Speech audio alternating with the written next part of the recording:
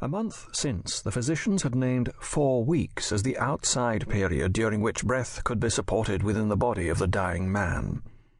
At the end of the month, the physicians wondered and named another fortnight. The old man lived on wine alone, but at the end of the fortnight he still lived, and the tidings of the fall of the ministry became more frequent. Sir Lambda Muniu and Sir Omicron Pi, the 2 great London doctors, now came down for the 5th time, and declared, shaking their learned heads, that another week of life was impossible, and as they sat down to lunch in the episcopal dining-room, whispered to the Archdeacon their own private knowledge that the ministry must fall within 5 days.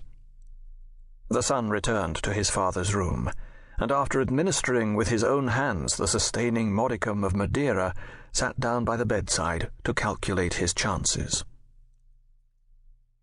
The ministry were to be out within 5 days.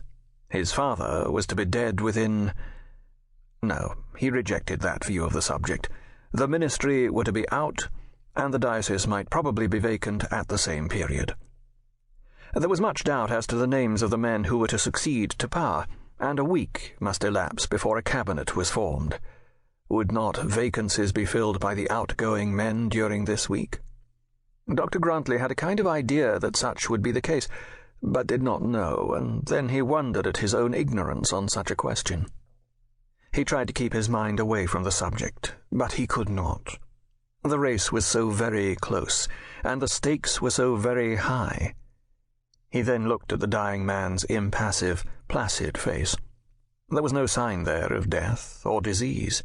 It was something thinner than of yore, somewhat greyer, and the deep lines of age more marked. But as far as he could judge, life might yet hang there for weeks to come. Sir Lambda Muniu and Sir Omicron Pi had thrice been wrong, and might yet be wrong thrice again. The old bishop slept during 20 of the 24 hours, but during the short periods of his waking moments he knew both his son and his dear old friend Mr. Harding, the Archdeacon's father-in-law, and would thank them tenderly for their care and love. Now he lay sleeping like a baby, resting easily on his back, his mouth just open, and his few grey hairs straggling from beneath his cap. His breath was perfectly noiseless, and his thin, wan hand, which lay above the coverlid, never moved. Nothing could be easier than the old man's passage from this world to the next. But by no means easy were the emotions of him who sat there watching. He knew it must be now or never. He was already over 50, and there was little chance that his friends who were now leaving office would soon return to it. No probable British Prime Minister, but he who was now in, he who was so soon to be out, would think of making a bishop of Dr. Grantly. Thus he thought long and sadly, in deep silence, and then gazed at that still living face, and then at last dared to ask himself whether he really longed for his father's death. The effort was a salutary one, and the question was answered in a moment. The proud, wishful, worldly man sank on his knees by the bedside, and taking the bishop's hand within his own, prayed eagerly that his sins might be forgiven him. His face was still buried in the clothes when the door of the bedroom opened noiselessly, and Mr. Harding entered with a velvet step. Mr. Harding's attendance at that bedside had been nearly as constant as that of the Archdeacon, and his ingress and egress was as much a matter of course as that of his son-in-law. He was standing close beside the Archdeacon before he was perceived, and would also have knelt in prayer had he not feared that his doing so might have caused some sudden start and have disturbed the dying man. Dr. Grantly, however, instantly perceived him and rose from his knees. As he did so, Mr. Harding took both his hands and pressed them warmly. There was more fellowship between them at that moment than there had ever been before, and it so happened that after circumstances greatly preserved the feeling. As they stood there pressing each other's hands, the tears rolled freely down their cheeks.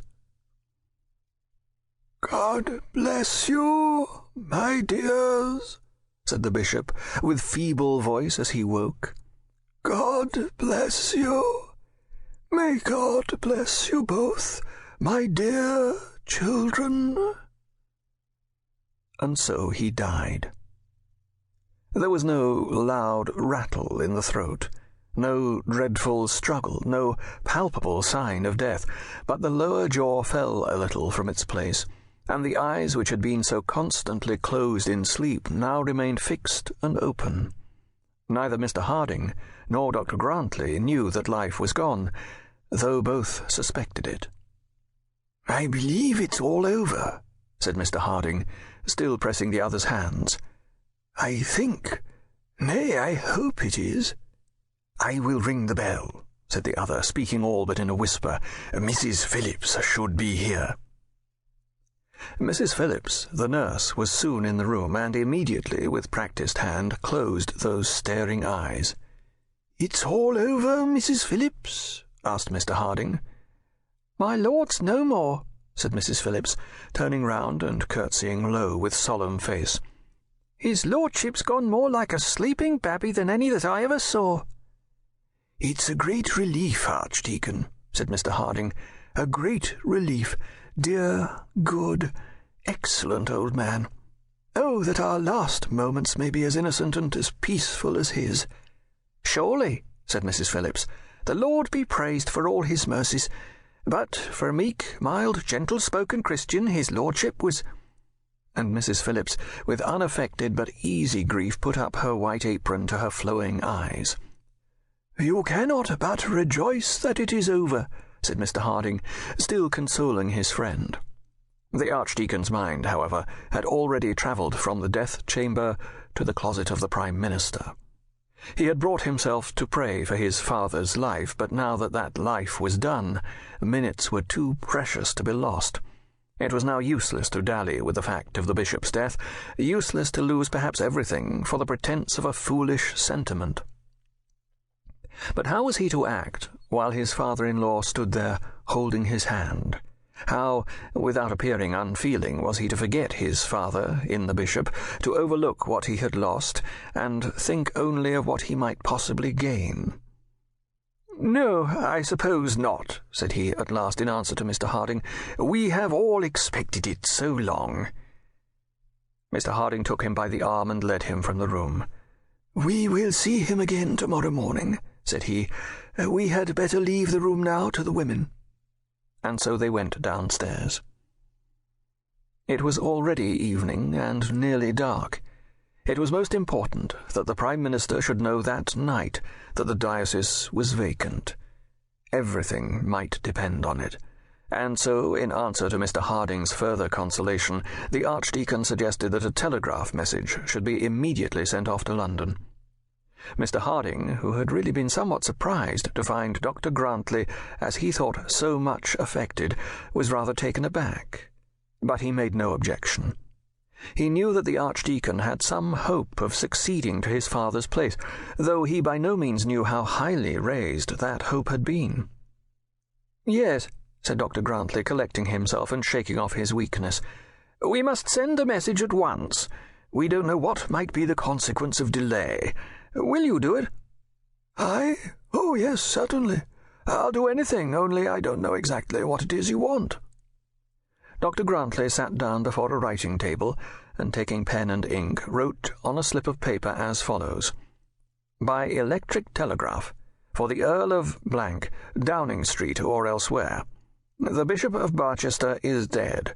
Message sent by the Reverend Septimus Harding." "There," said he. "Just take that to the telegraph office at the railway station and give it in as it is. They'll probably make you copy it onto one of their own slips. That's all you'll have to do. Then you'll have to pay them £0.50." And the Archdeacon put his hand in his pocket and pulled out the necessary sum. Mr. Harding felt very much like an errand boy, and also felt that he was called on to perform his duties as such at rather an unseemly time, but he said nothing, and took the slip of paper and the proffered coin. "But you've put my name into it, Archdeacon." "Yes," said the other. "There should be the name of some clergyman, you know, and what name so proper as that of so old a friend as yourself? The Earl won't look at the name, you may be sure of that. But, my dear Mr. Harding, pray don't